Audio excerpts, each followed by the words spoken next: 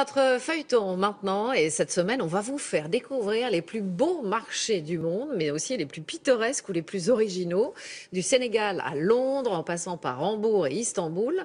Première escale aujourd'hui en Thaïlande, à Bangkok, avec une visite des marchés flottants, une vraie curiosité bien sûr pour les touristes, mais un rendez-vous quotidien aussi pour les habitants. Marché du monde, épisode 1, c'est signé Nicolas Bertrand, Émilie Gouveia et Vermeillo Thomas Donzel.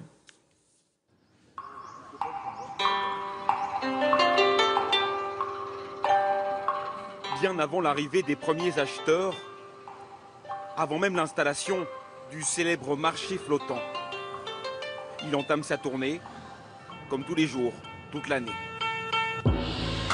Phukab, le moine bouddhiste, passe de quai en quai, chercher les offrandes des fidèles.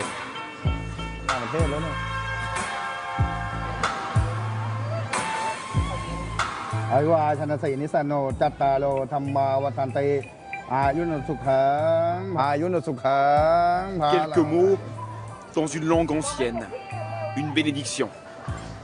Et il repart.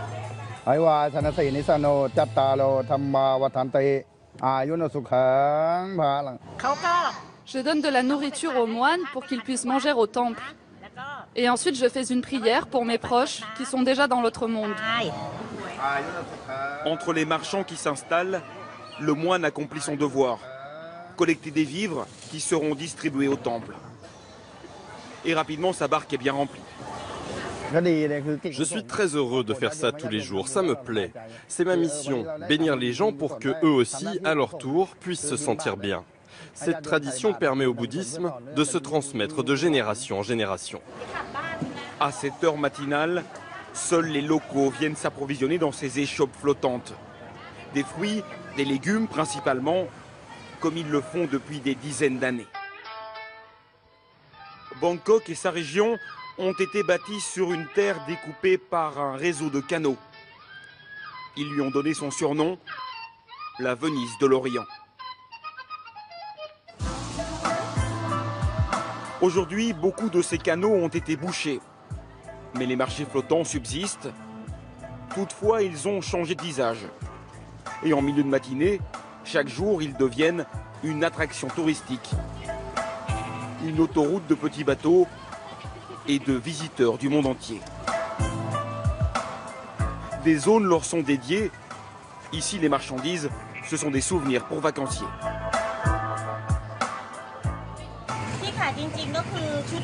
Ça, c'est du benjarong. C'est le nom de la porcelaine de Thaïlande. Elle est faite avec 5 couleurs. J'ai des services à thé, des tasses, et je vends aussi des sets de poivrières salières pour la décoration de la cuisine. De ce côté, j'ai de la soie, des foulards, des draps de lit et des sarongs. Voilà ce que je vends principalement.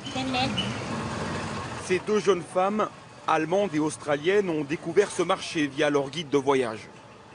Elles n'ont pas prévu de faire des achats, non, si ce n'est un peu de nourriture. Combien ça coûte? Cuisiner à même le bateau.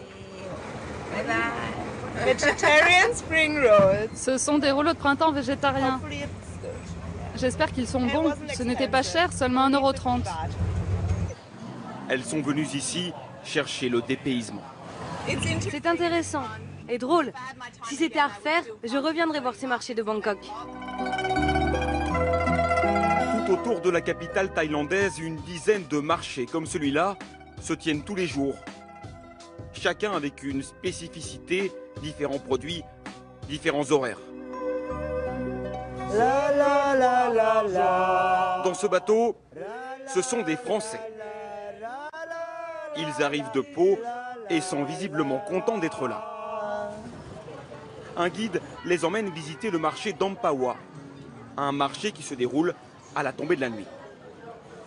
C'est tout le week-end. Et les autres jours, il n'y a rien du tout. C'est le samedi et dimanche.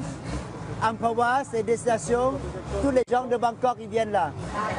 Faire ses courses en bateau, un peu étrange pour des Béarnais qui en prennent plein les yeux.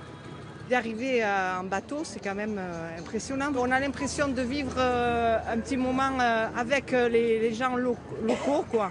Ça change de Bangkok, c'est beaucoup plus typique, quoi. Pourtant, ces marchés n'ont aujourd'hui plus aucune raison fonctionnelle, le transport fluvial ayant été peu à peu délaissé. Mais les traditions demeurent, pour le plus grand plaisir des visiteurs qu'ils viennent de Thaïlande ou des 4 coins de la planète.